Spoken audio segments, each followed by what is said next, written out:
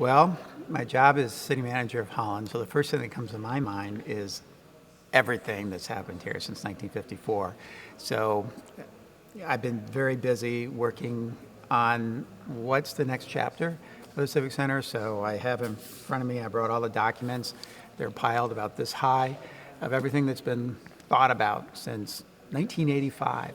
So what I think about when you say Civic Center is how it's a time for a reset, a refresh, an opportunity for a new life, another 65 years, and all the possibilities, all the potential. So I'm kind of thinking about the future more than the past, but I really support what we're doing today because understanding the future, it's important to know where we came from. So, what's something that you would really like to share about the Civic Center, some experience that you've had? Well, I'd like to, the first time I became aware of the Civic Center was in 1999. I was city manager of Grand Haven, and at that time there was an area-wide center on the ballot, and it was to, I think it was $20 million, and it was to do everything you see in this building now. It was going to be the next version of the Civic Center, although serve the entire region. And I was rooting for it because if Holland could figure it out, and these things are not easy because it involves other city governments and other townships. If Holland could figure it out, then I could do the same thing in Grand Haven. And so I waited for the election results, and I heard that it passed in Holland, and I heard it passed in Park Township, and then I heard it didn't pass in another community. So that was 1999, and I think ever since then, there's been this open question, what happens here? So that's my first memory of the Civic Center. So, have you attended events, memorable events at the Civic Center? Last night I was here for the double overtime, Oh, yeah. and it was amazing how these bleacher boards don't crack. People just jumping up and down. And once again, as city manager, I worry about that kind of stuff.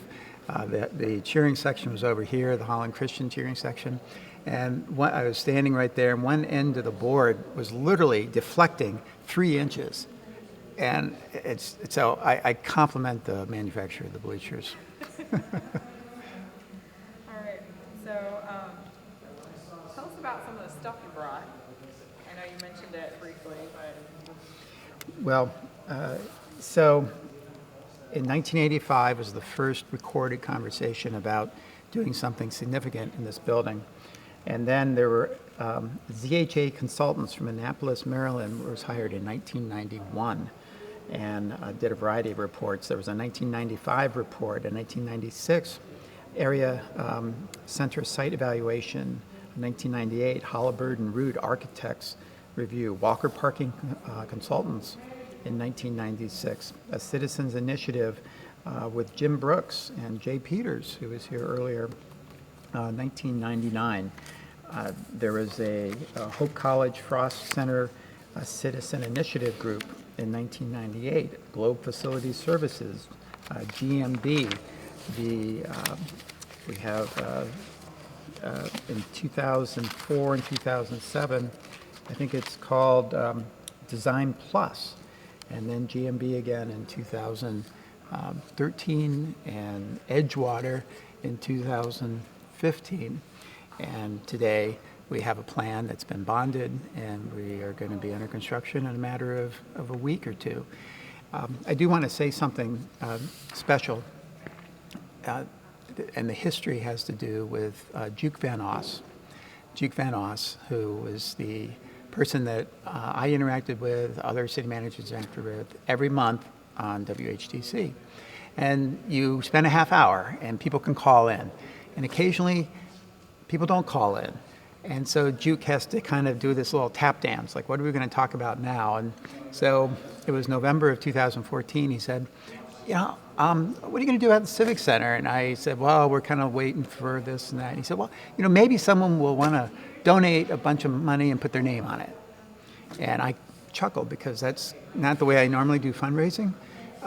And I tried to switch subjects. But because of that comment, because of Duke Van Oss, April the following year, 2015, Jim Hiringa was listening that day. He was listening from Arizona. It was November of 14. He was streaming it from Arizona. And he thought about that all winter. And he said, you know, my father, George, used to play ball in the Civic Center. And I used to do things in the Civic Center. And something should happen. And he and Eileen, his wife, talked about it. And he came and he called Mayor Dykstra. And we went out to his home. We sat down and watched Lake Mac, watched the Eagles come and go. And he said he'd like to give $2 million to make this happen. And that was a turning point.